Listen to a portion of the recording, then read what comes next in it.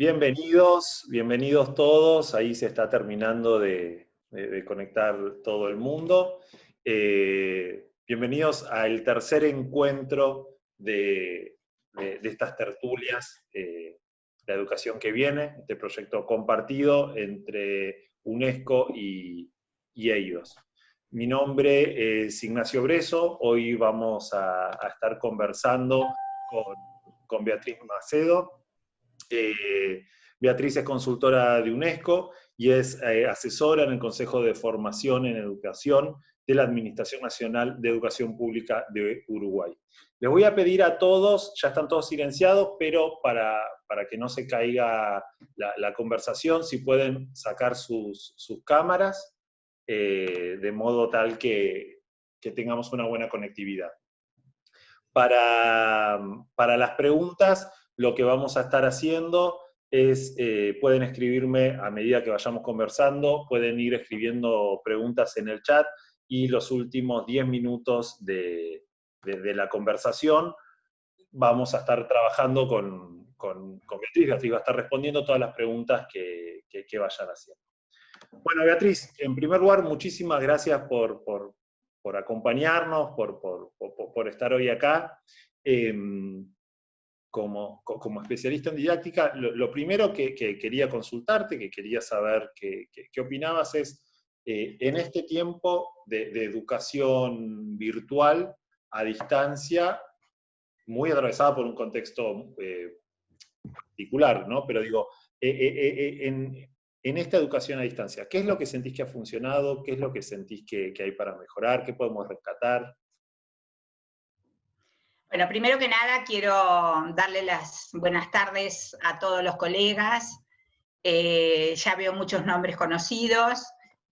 Para mí siempre es un gusto poder compartir e intercambiar con mis colegas y colegas, amigos, ¿verdad?, de mi país y de la región.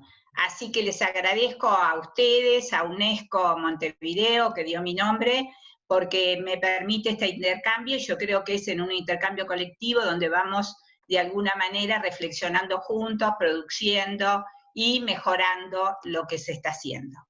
En cuanto a tu pregunta, bueno, sí, todos sabemos que de un día para otro, un viernes 13, al otro día tuvimos que adaptarnos a la virtualidad, a la educación online, a la educación multimodal, es decir, otros espacios de aprendizaje que no eran presenciales. Lo primero que me gustaría decir es que para poder dar continuidad pedagógica, yo creo que los educadores todos y todas hicieron enormes esfuerzos porque no hubo tiempo de adaptarse. Fue un pasaje abrupto a la virtualidad, de manera masiva, ¿verdad? Entonces, no hubo tiempo ni de pensar, ni de adaptarse. Sin embargo, creo que todo esto nos ha dejado muchas lecciones, que es lo que voy a tratar de explicar. Primero que nada, creo que se logró en algunos lugares más que en otros poder dar una continuidad pedagógica. Al enfrentarnos a la virtualidad, creo que todos los educadores nos dimos cuenta que había que cambiar las maneras de hacer. Yo acá quiero detenerme un poquito, porque hace mucho tiempo que venimos insistiendo en que hay que cambiar las maneras de hacer, que tenemos que buscar nuevas estrategias de enseñanza que realmente aseguren aprendizajes, porque a nadie se le escapa que antes de la virtualidad ya teníamos grandes brechas de inequidad, ¿verdad? Cuando estábamos en la presencialidad, ya teníamos grandes brechas de inequidad. Esas brechas de inequidad tienen múltiples causas que yo no voy a analizar ahora, salvo que a alguien le interese en particular, pero esas brechas de inequidad una de las causas que yo sí quiero mencionar es que teníamos que cambiar las estrategias de enseñanza. Teníamos que ver cómo los chiquilines aprenden, los chiquilines y las chiquilinas. Es decir, teníamos que centrarnos en el aprendizaje y a partir de las distintas maneras de aprender, buscar distintas estrategias de enseñar y de evaluar. Eso que es muy fácil de decir y que en el discurso está instalado desde hace bastante tiempo, ha sido muy difícil de lograr en las prácticas cotidianas. En las prácticas cotidianas, y estoy hablando todavía de la presencialidad, ha sido muy difícil de cambiar. Cuando pasó esto de la emergencia sanitaria, nos enfrentamos masivamente a un cambio. Tuvimos que buscar maneras distintas para lograr la continuidad pedagógica, ¿verdad? Y ahí creo que lo primero, o lo que más rápido nos dimos cuenta, es que la virtualidad, la educación a distancia, no es la presencialidad a través de un dispositivo digital. Eso es lo primero que nos dimos cuenta. Es decir, no es dar la clase como yo la daba cuando estaba en mi institución educativa, en mi centro educativo, y ahora darla a través de una pantalla. No, eso se vio claramente que no funcionó y que no funciona. Eso obligó a buscar otras maneras de enseñar. Por eso yo digo que nos vimos obligados a buscar esas otras maneras de enseñar que hace tanto tiempo veníamos insistiendo en que había que buscar. Y también otras maneras de evaluar, ¿verdad? Los chicos en general, bueno, acá el panorama es complejo, ¿verdad? Porque yo hablaba recién de la inequidad que ya se daba, de la brecha de inequidad que ya se daba en la presencialidad. Bueno, lo que vimos, lamentablemente, es que en la virtualidad esa brecha de inequidad se agrandó. ¿Y por qué se agrandó? Porque en algunas instituciones, en muchas, en cantidad, no sé cómo quieran llamarle, distintos territorios, se pudo lograr una continuidad pedagógica, pero en otros no. Muchos niños, jóvenes, adolescentes, pudieron seguir los aprendizajes a través de la modalidad virtual, y otros muchos no pudieron ni siquiera conectarse. Y sabemos que se fueron desafiliando, ¿verdad? Entonces, no hay duda, si bien hay muchas investigaciones en curso, no tenemos investigaciones todavía acabadas sobre el tema, como para decir en cuánto creció la brecha. Pero yo creo que sin duda la brecha de inequidad creció, ¿verdad?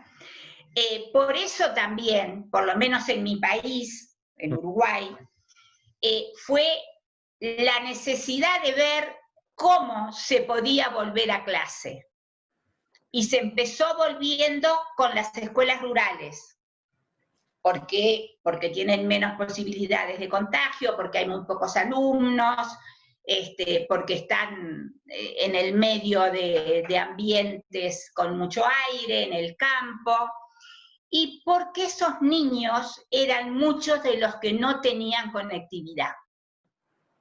Entonces, la presencialidad era, de alguna manera, para tratar de atraer a aquellos chicos que se habían desafiliado por múltiples razones, no solamente por razones geográficas. Se daba como condición única para asegurar la continuidad, la continuidad académica. Digo, si no volvían... Digo, si no volvían, no había forma de encontrarlos. Claro, de todas maneras, muchos de los que volvieron estaban igual siguiendo, pero no todos, ¿verdad? Hoy ya están todos en las aulas en Uruguay, con menos horas, con protocolos muy estrictos, no con el horario completo, pero esto nos muestra otra cosa. Hoy en día estamos combinando la presencialidad con la virtualidad. Y yo creo que esa combinación vino para quedarse. Ajá. Yo antes quisiera decir algunas cosas antes de meterme en este tema que me parece importante. Los chicos, los profesores, los educadores tuvieron problemas para encontrar las estrategias más adecuadas. Y yo ahora voy a hablar un poco de eso. Sí. Pero también los estudiantes, los alumnos, independientemente de las edades, tuvieron problemas, por más que estuvieran conectados. Estoy hablando ahora de los que sí estaban conectados, ¿tá? Que tenían la posibilidad de continuar la escolaridad a través de la modalidad virtual. Uh-huh. Y tuvieron muchos problemas al principio. Y esos problemas que tuvieron, que sí los hemos analizado, fundamentalmente apuntan a que había determinadas competencias que son fundamentales y que no estaban desarrolladas.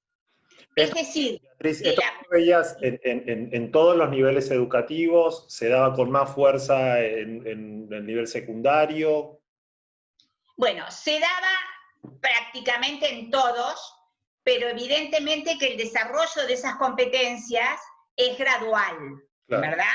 Yo no le puedo pedir a un chiquito de tercer año de escuela que sea autónomo totalmente. Porque una de las cosas que se vio, que más dificultad tuvieron, fueron en el manejo, en la gestión de las competencias llamadas socioemocionales, ¿verdad? Sí, sí, sí. Como por ejemplo, la autonomía, el gestionar su tiempo, el gestionar su trabajo, sin tener un adulto que le esté diciendo lo que tiene que hacer permanentemente, el autorregular sus aprendizajes, ¿verdad? Uh-huh. El poder autoevaluarse, si se quiere, el saber a través de la pantalla que pareciera no, yo creo que es una relación mucho más personalizada o mucho más individualizada que lo que puede ser la presencialidad, donde podemos trabajar en grupos. Bueno, al principio les costó darse cuenta que podían hacer trabajo colaborativo, que podían desarrollar proyectos con sus compañeros, también en la virtualidad, ¿verdad? Sí, sí, sí. Y que yo creo que esas competencias socioemocionales eran las que estaban poco desarrolladas. Aparte eran las que más se ponían en juego en este contexto.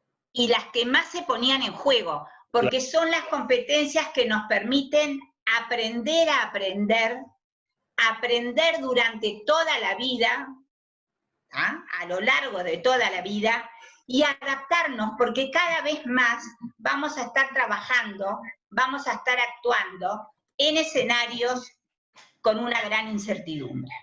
Esto nos mostró, nos puso a prueba, ¿verdad? Pero nosotros no podemos formar chiquilines ni educadores para trabajar en contextos que sean seguros, entre comillas, claro, ¿verdad?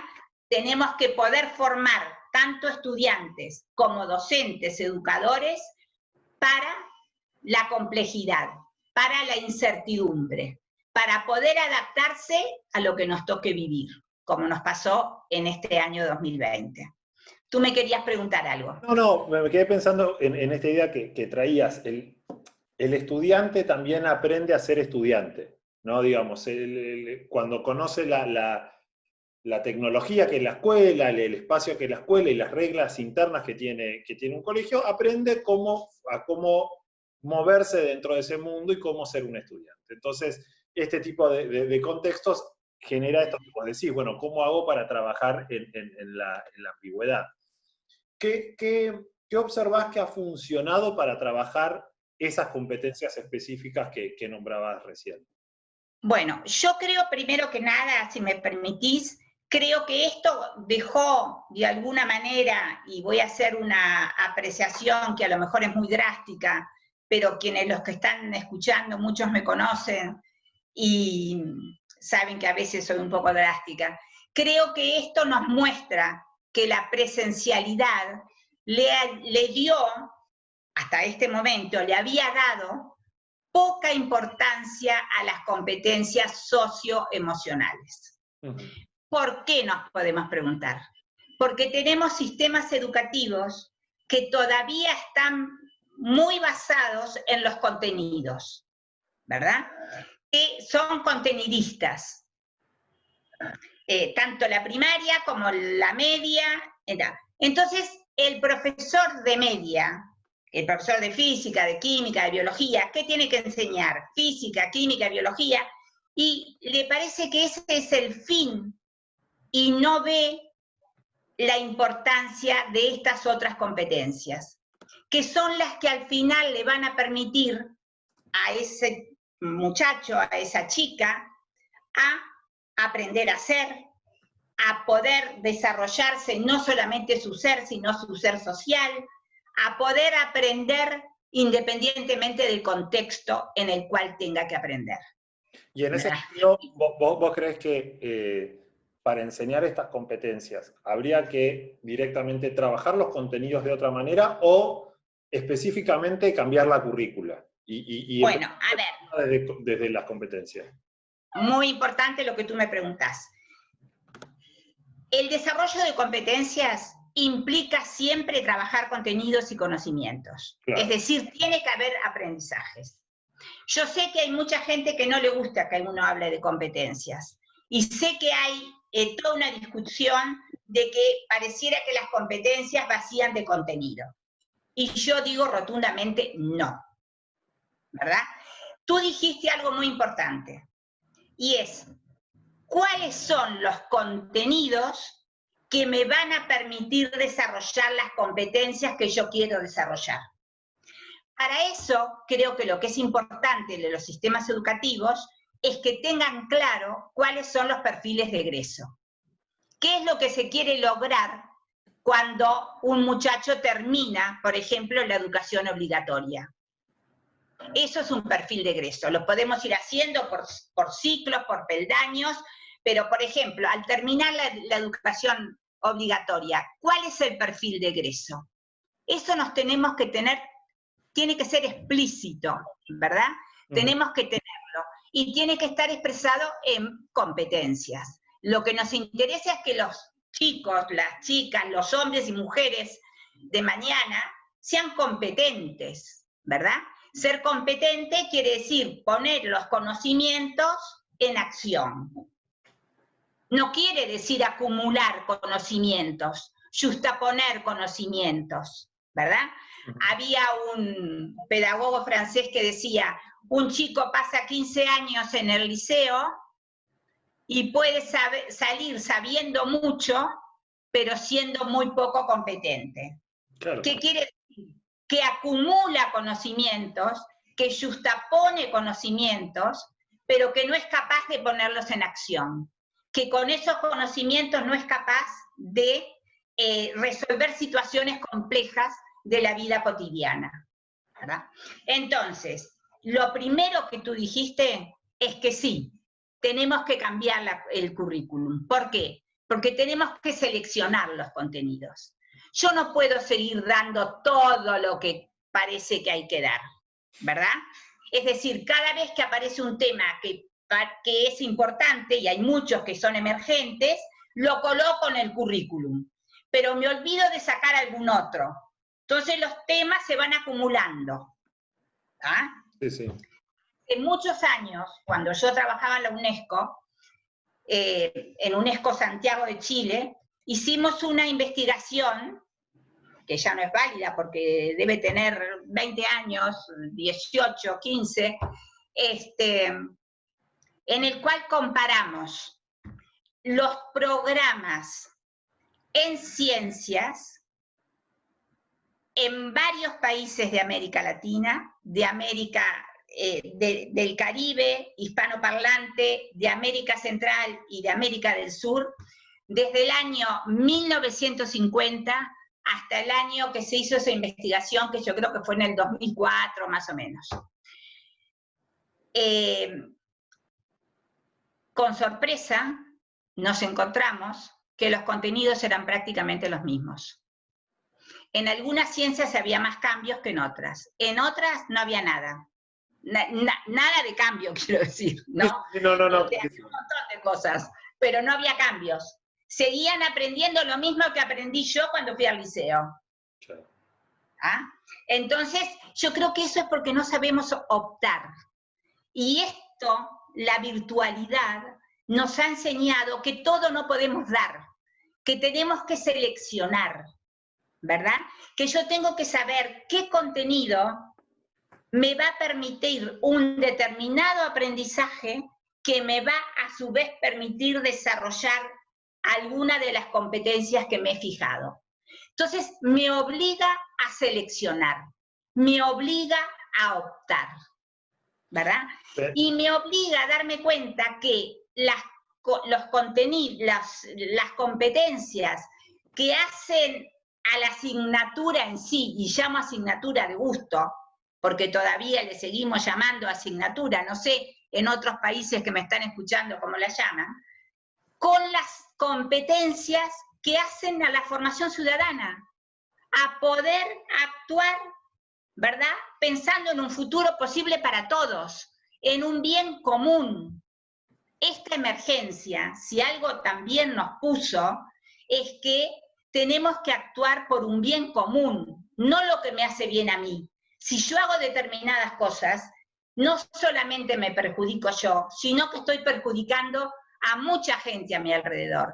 Y bueno, esas son las cosas que importan, tal vez, que los chicos vayan formándose en esa ciudadanía comprometida, responsable con el desarrollo sostenible.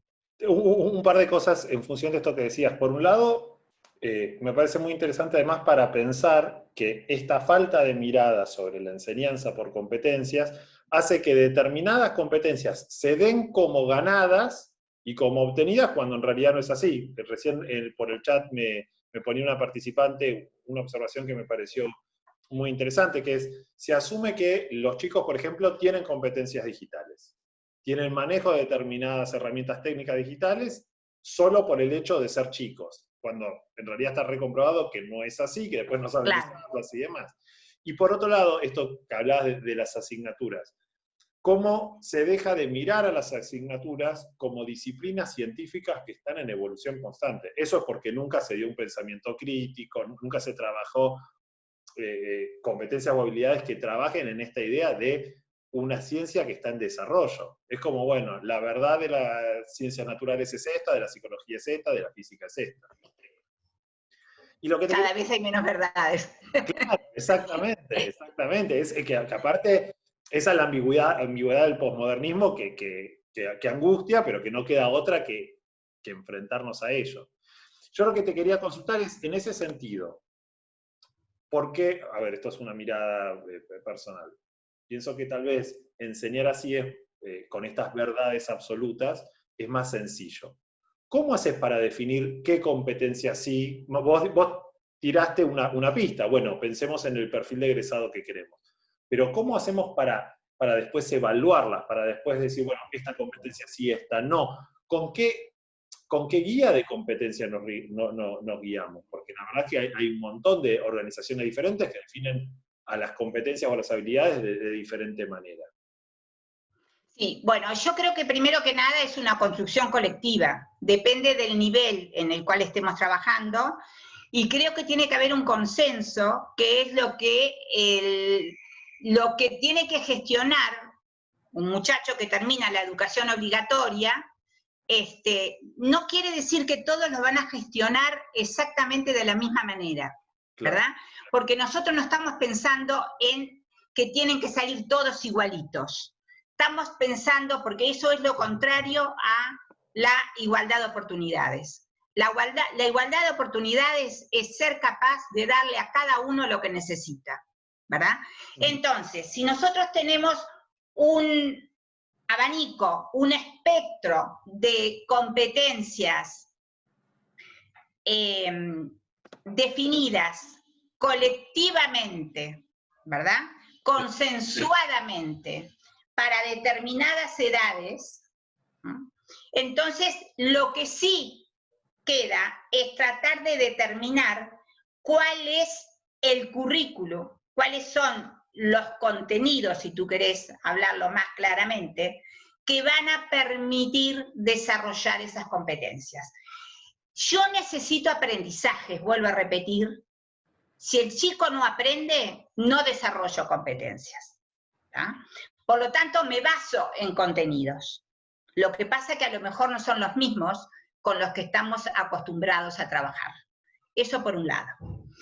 Por otro lado, evidentemente que al tener un abanico distinto de competencias, bueno, no, una cosa que yo quería decirles que me parece importante, es que en este escenario lo que queda muy claro es que ningún contenido es un fin en sí mismo. Claro. Sobre todo en la educación obligatoria, ¿verdad? Todos son medios. ¿Medios para qué? Medios para desarrollar las competencias. Y el desarrollo de esas competencias son las que van a formar ciudadanos y ciudadanas, ¿verdad? Comprometidas, como ya dijimos. Bueno, entonces, no es un fin en sí mismo. Yo soy profesora de química. Y cuando empecé a trabajar, tal vez pensaba que lo que tenía que hacer únicamente es que mis alumnos aprendieran química. En ese caso, química se vuelve los contenidos de química se vuelven un fin en sí mismo. Yo no digo que no haya contenidos de química que no tengan que saber. Lo que pasa es que tenemos que elegir cuáles son los que le van a permitir desarrollar y de manera multidisciplinaria cada vez más, ¿verdad? Interdisciplinaria, les van a permitir resolver las situaciones en escenarios que no sabemos cuáles son. ¿Cómo las evaluamos? Me decías tú. Evidentemente, y esto vuelvo a la educación virtual, la educación a distancia, multimodal, nos obligó a buscar nuevas maneras de enseñar, como ya decíamos. No nos dio tiempo y tuvimos que buscar nuevas maneras de enseñar. Y también, yo creo que una cosa que venimos hace mucho trabajando y diciendo, obligó a nuevas maneras de evaluar, ¿verdad? Evidentemente que las modalidades de evaluación, las estrategias de evaluación, tienen que ser distintas. Una competencia es algo que se va desarrollando a lo largo de toda la vida. Es decir, yo no puedo pretender una competencia acabada, pero sí puedo ir evaluando cuán cerca estoy de lo que me fijé como desarrollo de esa competencia para determinada edad o cuán lejos estoy. Eso es una evaluación para aprender. Es decir, estoy aprendiendo la distancia que hay entre lo que esos muchachos y esas muchachas están logrando hacer y lo que se piensan que deberían poder hacer, con todos los matices en ese podrían hacer, ¿verdad? Entonces, ¿eso qué me permite? Me permite no solamente buscar otras estrategias distintas para ayudarlos a aquellos que no, que están más lejos, digamos, y poner también otras trayectorias alternativas de acompañamiento para que todos, de la manera que cada uno pueda, se vayan acercando a ese desarrollo esperado, ¿verdad? El desarrollo esperado, vuelvo a insistir, no quiere decir que todos tengan que llegar a lo mismo, pero sí que todos puedan desenvolverse, ¿verdad?, de manera eficaz, yo diría, siempre digo, de manera feliz también. Es una mirada mucho más enfocada en el aprendizaje que en la enseñanza, la que propones. Bueno, yo estoy trabajando, digo, yo estoy parada en un paradigma del aprendizaje. Totalmente. ¿Verdad? Y por lo tanto, si estamos trabajando en el paradigma del aprendizaje, evidentemente, en función del aprendizaje, vamos a buscar maneras de enseñar y vamos a buscar maneras de aprender, de evaluar, perdón. Y la evaluación se transforma en una forma de aprender. La evaluación no es para decirle al chiquilín, no sabes nada, sacaste 0, te falta un montón. No, es para que juntos el chico mismo se dé cuenta, en grupos, los chicos y las chicas trabajan y vean cuánto le falta, cómo podrían hacer, ¿verdad? E incluso ellos aprenden a buscar caminos que a lo mejor nosotros no habíamos pensado en esos caminos, pero que son los caminos que a ellos les van a servir para acercarse a ese desarrollo. Entonces es una evaluación que está integrada al proceso de aprendizaje, no está separada. Obviamente. No es una evaluación que corta el proceso de aprendizaje. No es que yo enseño, los chicos aprenden, y yo evalúo a ver qué aprendieron. Eso sería la secuencia tradicional, una ¿verdad? Total. Y donde uno explica cómo enseña. Se acabó. Es decir, yo creo que debe acabarse. Entonces, yo tengo que pensar, ¿de qué manera promuevo aprendizaje, sabiendo que todos van a aprender de distinta manera? Todos van a aprender de distinta manera. ¿De qué manera? Entonces quiere decir que yo tengo que diversificar las maneras de enseñar, ¿verdad? El trabajo colaborativo, el trabajo en grupo, que no es solamente poner 4 a trabajar, no, el trabajo en grupo significa mucho más que eso, y tal vez en cada grupo están haciendo cosas distintas, pero todas esas cosas tienden al desarrollo de alguna de esas competencias, o de un grupo de competencias, pero no todos con lo mismo, ¿verdad? Me quedé con... Sí, perdón, termina la idea. No, y la evaluación está dentro de ese proceso, no lo va a cortar, ¿verdad? Yo sé que nuestros sistemas educativos exigen acreditar, decir, hacer parciales. Bueno, ¿qué querés que te diga? Lo sé, ¿está? Eso es lo que te digo. Pero creo que lentamente vamos a ir cambiando, porque lo que importa es que la evaluación le sirva tanto al educador como a todos los estudiantes y a todas las estudiantes a poderse autoevaluar, ¿ah? A poder elegir trayectorias que a lo mejor nosotros no habíamos pensado, al poder decir, mira, tengo que llegar acá, pero estoy acá, ¿cómo hago para acercarme? ¿Ah? Entonces es una evaluación que me permite ir aprendiendo, ¿ah? Y que no me sanciona. ¿Ah? Todos sabemos, y hay cantidad de investigaciones y publicaciones, que una de las grandes causas del abandono es porque los chicos se sienten que no aprenden, ¿verdad? Se sienten que van quedando al costado. Se quedan en el camino. Se quedan en el camino, y del camino caen. ¿Ah? Caen a la banquina, y de la banquina se van. Entonces yo creo que es porque la evaluación en el fondo sanciona, muchas veces. ¿Ah? Y no hay peor, el gran enemigo del tránsito fluido de la escolaridad es el fracaso. Si un chico siente que está fracasando, que fracasa, si no trabajamos la autoestima, otra de las habilidades, de las competencias socioemocionales, ¿verdad? La autoestima.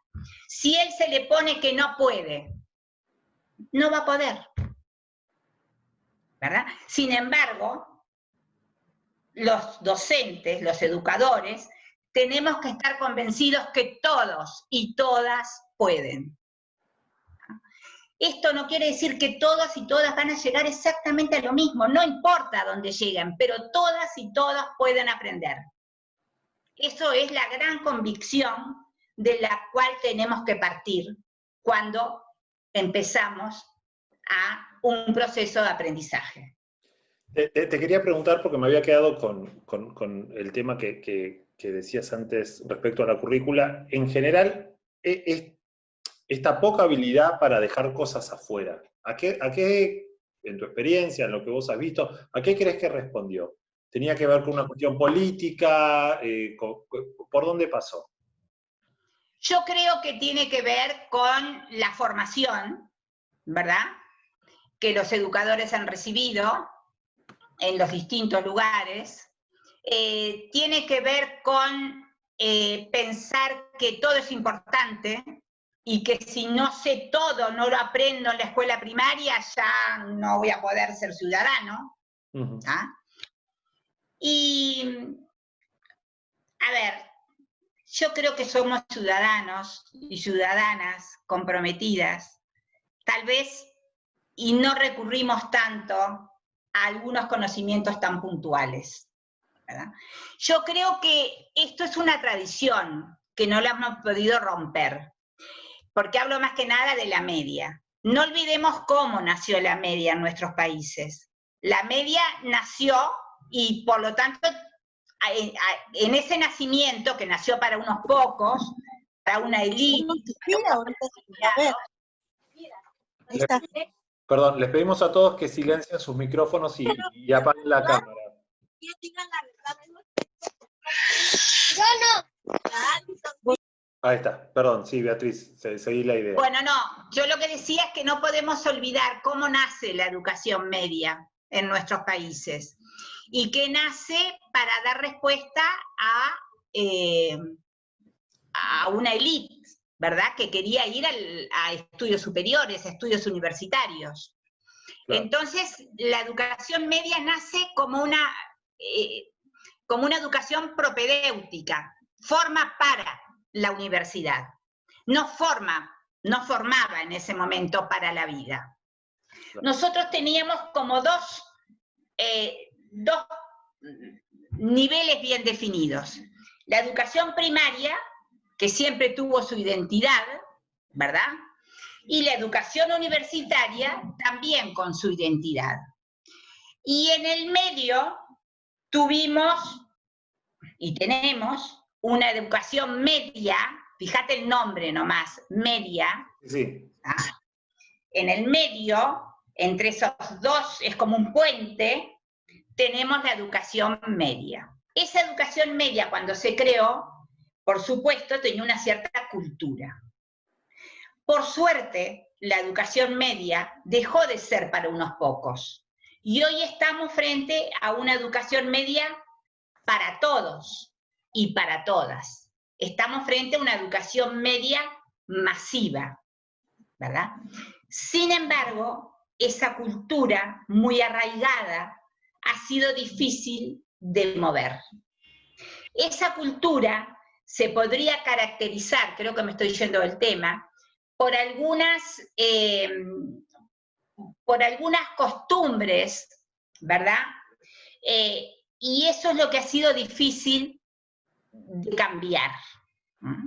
Entonces, quienes vienen, eso se ha ido arrastrando, y en este momento llegamos bueno, hace tiempo ya por suerte, a una educación media masiva que sin embargo le ha costado encontrar otra identidad. Porque la identidad ya no es la de formar para la universidad. Tiene que tener otra identidad. ¿verdad? Que es la formación ciudadana para el desarrollo sostenible. Sin embargo, ¿eso en qué se traduce? ¿Cómo traduzco eso en un currículum?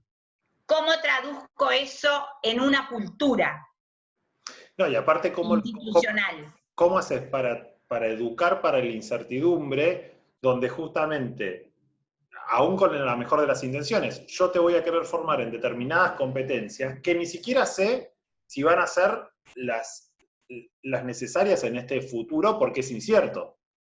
O sea, claro, lo que pasa que ahí está, hay ciertas competencias que sabemos que son las que van a permitir que nos adaptemos más allá de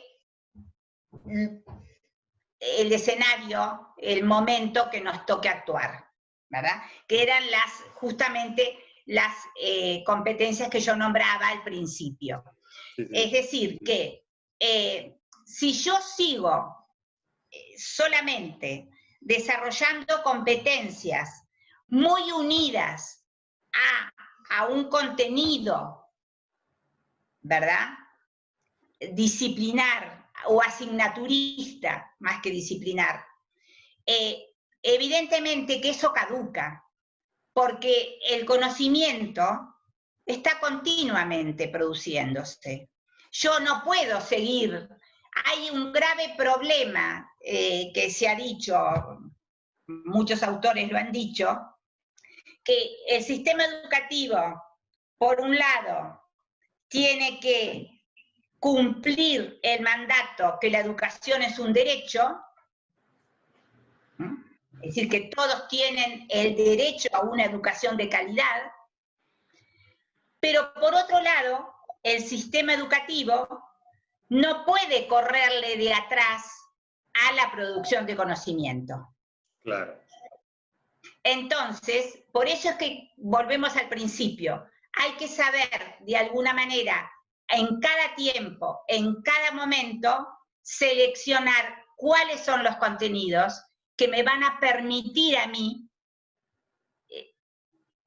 desarrollar el ser social, desarrollar la empatía, saber trabajar en grupo, ¿verdad? Poder ser autónomo, el pensamiento crítico que tú nombraste hoy, la regulación de mi tiempo, ¿verdad?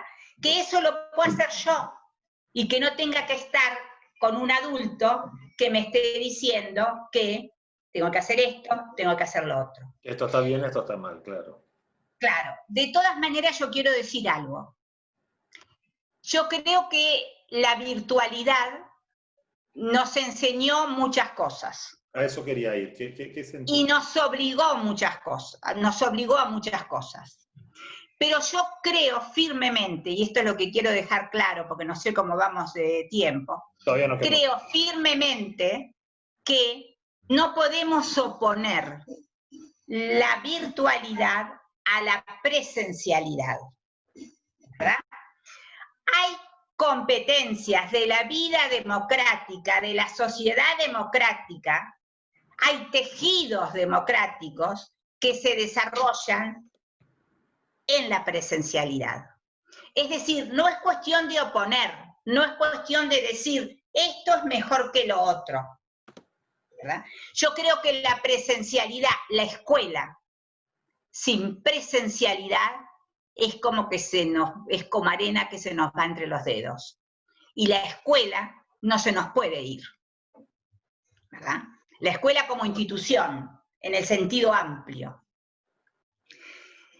Lo que sí creo que hay que saber es combinar, porque tú decías al principio, pensábamos que los chicos tenían grandes competencias digitales porque manejan el celular todo el día, porque están con la computadora todo el día. Bueno, pensábamos que los docentes habían hecho también muchos cursos para utilizar, pero era distinto, porque era para utilizar esos dispositivos, ¿verdad?, como recursos didácticos.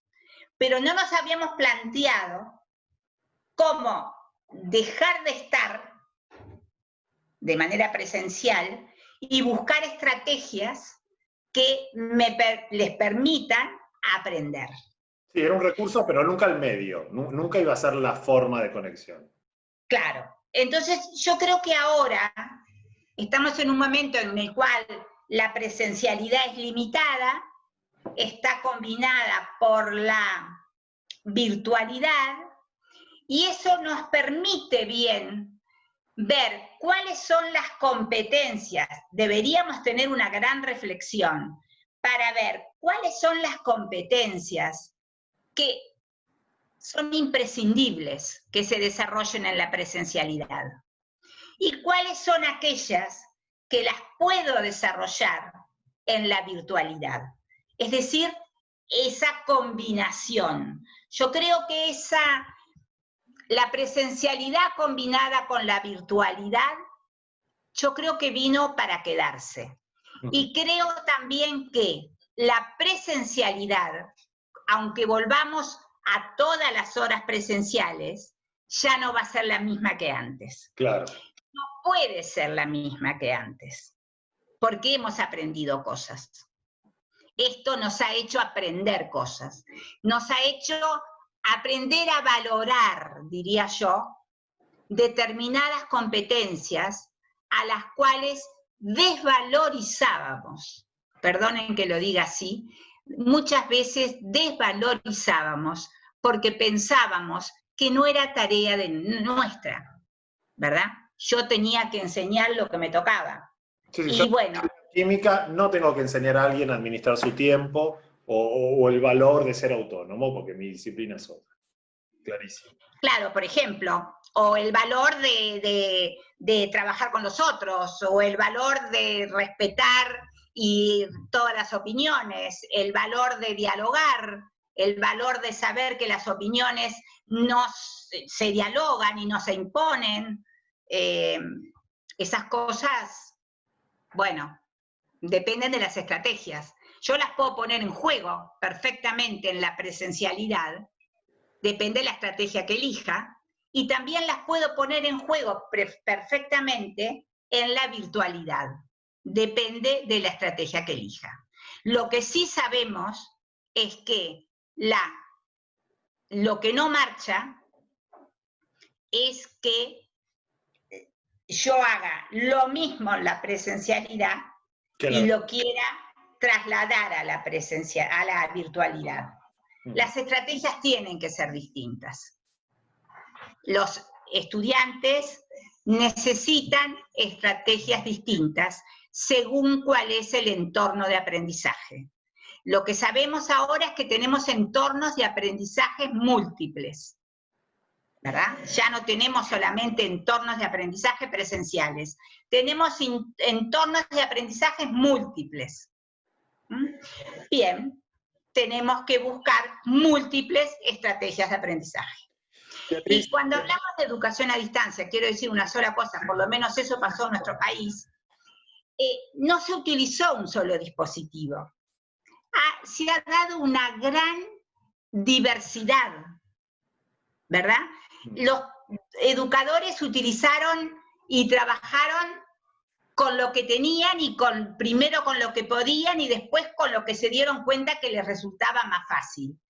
Tenemos quienes trabajaron en plataformas, tenemos quienes trabajaron por correo electrónico, tenemos quienes trabajaron por WhatsApp. Sí, porque no sabían leer los alumnos, entonces tenían que ir al oral, claramente. Bueno, entonces, es decir, que cuando también decimos la virtualidad, no nos estamos refiriendo a un solo tipo, es muy diversa, ¿verdad? Por eso es que hay quienes llaman entornos multimodales, porque hay un abanico muy grande. Yo nombré algunos, pero podría seguir nombrando, ¿verdad? Entonces, cada uno de ellos requiere estrategias distintas. Y eso creo que es un gran aprendizaje para nosotros. El saber que tenemos que buscar estrategias que se adapten al entorno de aprendizaje en el cual estamos trabajando. Clarísimo. Beatriz, ya para ir cerrando, yo te quería hacer una pregunta más y fui metiendo preguntas de la audiencia, pero si quiere alguno más ir poniéndolas, las voy a ir leyendo. con todo lo que traías, lo que pensaba también es qué desafío para la formación de estos docentes, porque el docente, hay un reclamo del docente en general, que vos lo traías recién, de yo no sé hacer esto, para esto no me formé, yo estudié otra cosa, digamos que también habría que repensar en ese caso, bueno, las currículas de los profesorados y demás. Exacto, yo creo que esto lleva a repensar la formación de los educadores, ¿verdad? En el Uruguay estamos en eso, tratando de plantear nuevas maneras de formar a los educadores, pero para todos los colegas que están escuchando, yo creo que esto implica, sí, repensar la formación de los educadores.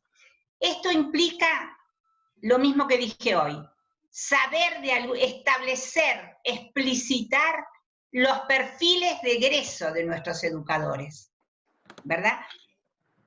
Nosotros ya no podemos formar educadores para aplicar como se formaba antes, ¿verdad? No podemos formar educadores para que de alguna manera pongan en práctica metodologías más o menos novedosas, porque esas metodologías más o menos novedosas pueden marchar en un contexto, pero no en otro. Tenemos que formar educadores que puedan analizar, investigar, indagar donde les toca actuar y encontrar respuestas para esos contextos totalmente diversos con los cuales se van a encontrar. Entonces, acá, ya que tú me lo das servido en bandeja, yo creo que la formación de educadores no puede hacerse si no está basada en la investigación.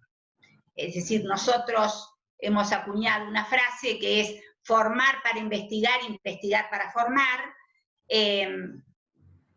y creo firmemente que para poder tener un educador crítico, un educador que investiga, que indaga, que puede conocer el contexto, la realidad en la cual trabaja, bueno, no le tenemos que decir, tenés que investigar.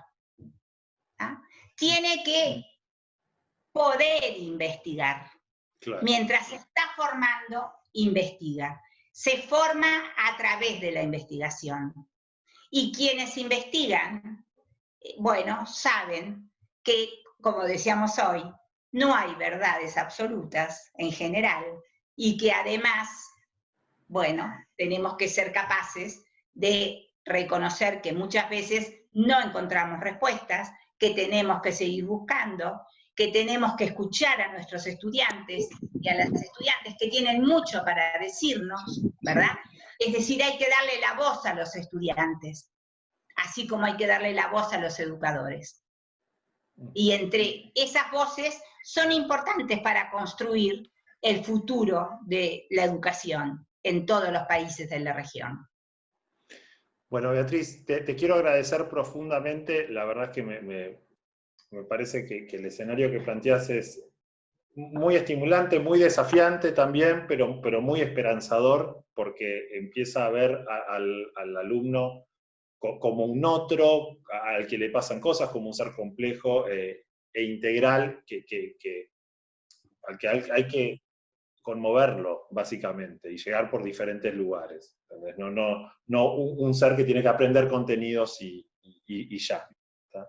Quiero agradecer mucho a todos los que participaron. Tuvimos más de 70 participantes que están comentando activamente en el chat.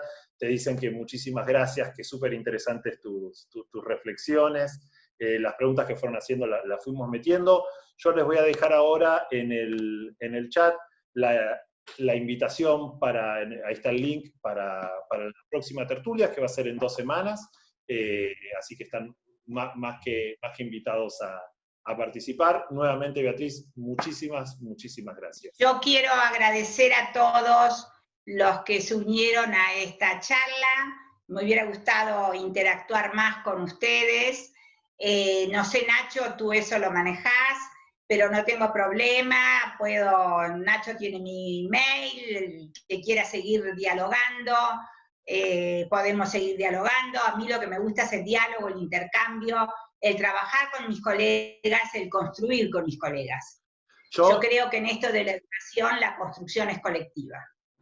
Acá yo dejo mi mail para que me puedan escribir cualquier tipo de pregunta para que le acerque a Beatriz, y ya estamos casi en tiempo, pero si alguien, ahí voy a volver a pegar el link que me están pidiendo, si alguien quiere desmutearse y hacer una pregunta, lo dejamos, vamos a hacer una o dos preguntas y ya cerramos. Acá te ponen fantástica, bueno, muchas cosas muy, muy hermosas. Si alguien quiere hacer alguna pregunta más. Si no, lo hacemos por mail, Nacho, como que habíamos quedado. Perfecto, bueno. No hay problema, yo como cada uno quiera, ¿no? Yo estoy a disposición. Vuelvo a poner entonces mi mail para que lo están pidiendo varios. Comprometemos a Nacho que me pase las preguntas y yo me comprometo a responder por mail. Perfecto, y aquí tienen la invitación para las próximas tertulias. Bueno, muchísimas gracias y nos vemos la próxima. Gracias a todos y gracias por el aguante. Adiós.